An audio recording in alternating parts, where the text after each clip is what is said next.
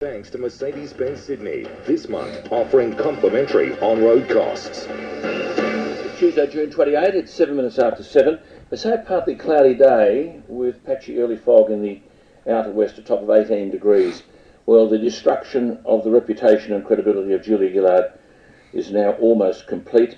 Polls today in non-recoverable territory.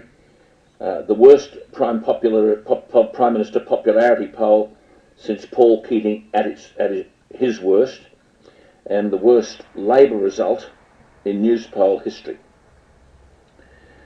For a start, she can't control Kevin Rudd, and the only reason Kevin Rudd appears a prominent figure is because he's doing his job fairly well and she's doing hers atrociously. If she were doing her job well, Kevin Rudd wouldn't be heard of again.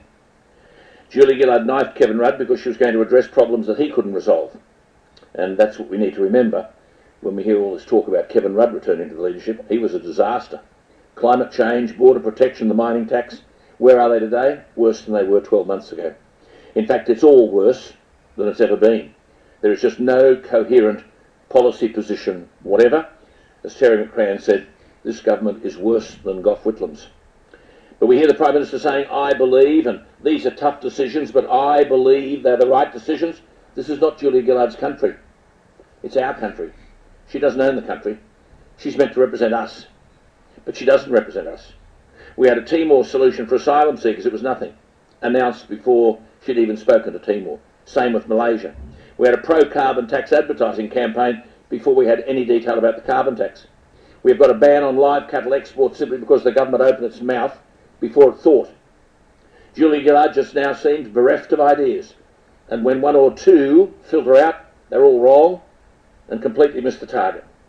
The simple truth is, if she couldn't solve those problems in 12 months, she won't be able to solve them now. She's not believed, she's not trusted, she's not listened to.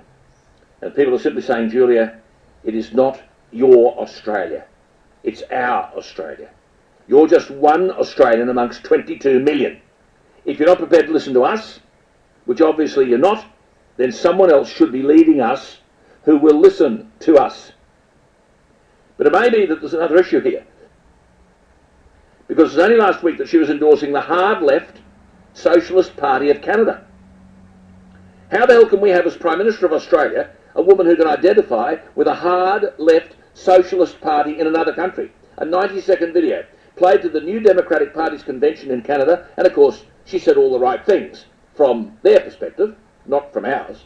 It is a socialist party. This is the political company that our Australian Prime Minister is keeping. Don't start suggesting Julia Gillard's stocks can't get any lower.